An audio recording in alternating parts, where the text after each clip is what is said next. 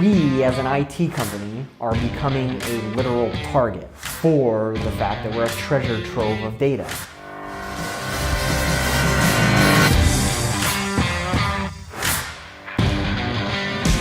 This week was a huge week, meeting with a lot of prospective clients, some for some very unfortunate reasons. Today I met with a prospect who I had met with about a year ago. They are kind of unhappy with the way things are going with the IT support company now. Just not as responsive, seem to be making some mistakes, and then they've had some turnover with their team. So this prospective customer reaching out again, and I showed once again, hey, this is our client satisfaction rate, 98% on all the tickets that we close. We are hyper responsive. We don't wait days to get back. We actually answer the phones. Another prospective customer came through us through an unfortunate data breach at their IT company. Left them down and out for about 3 days. They called us and we're helping to bail them out of that situation. In the municipality industry, which we deal a lot with, they reached out, got a referral from one of our clients and met with them as well to talk, hey, we can take this burden of technology off your guys' hands because you have other things to do in the business, in the organization. We'll handle the tech, you do what you're good at.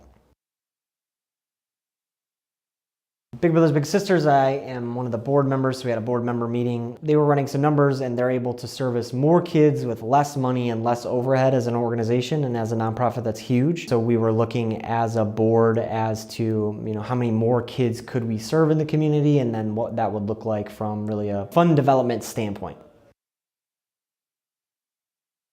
We continue to interview, so we brought in a few people for account manager interviews. Really looking for somebody to handle all of the new hardware sales and account management with the clients on an annual basis, talk budgets, and what else is going on in their organization that maybe we need to know about. Franklin 5, next week we get ready to head to Nashville for a conference. A lot of actually exciting things down there. We'll hear from Peyton Manning and a bunch of other speakers. I actually am on a panel talking about how really to remove yourself from the technical role and work more on the business versus in the business, so that should be exciting. Big regroup in the team meeting, and as always is a focus of ours, given the late news, is cybersecurity. What are we doing not only at the client level, but in our own house to make sure that our systems and our tools and everything's protected? We continue to watch what's happening in the industry. So not only are we protecting ourselves and locking down what we do, and we've done a ton of work in that, we're also looking at what we can do at the client level, changes or things we can implement for them to keep them secure. My number one push for everyone right now is two-factor authentication, and sometimes abbreviated as the number 2FA. And what that means is you can't log in with just a password. You need something that your password, and then something that you have, a smartphone or like a token or something like that. And this makes it so that even if your password is compromised or you give away your password, somebody cannot get access to your email or your account or your business software, whatever it might be, unless again they have something you have. So that stops a lot of these breaches and these hacks because somebody cannot get into your system without two-factor authentication. We as an IT company are becoming a literal target. China, Russia, whoever, these guys are in the business. They are a business of hacking and stealing data and getting to this stuff, holding people for ransom. And it's millions and millions, if not more, of dollars in revenue, right? So it's a business.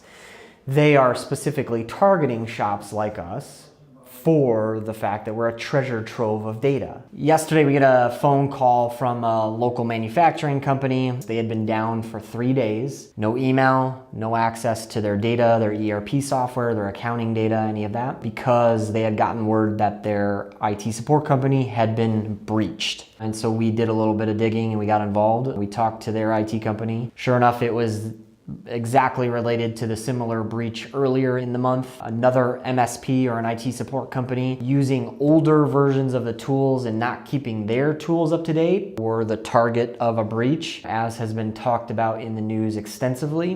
When the bad guys get in, they then have access to all of that IT support company's tools. What these guys are typically doing, the bad guys, are getting into the systems and doing data mining. They want architectural drawings, intellectual property, security, whatever it may be, they're siphoning that data off. If and when they get caught or they're at a point, they then encrypt or lock down all of the systems, making them completely useless, and then holding them for ransom. The story in the news earlier in the month, they held that IT support company at ransom for $2.6 million.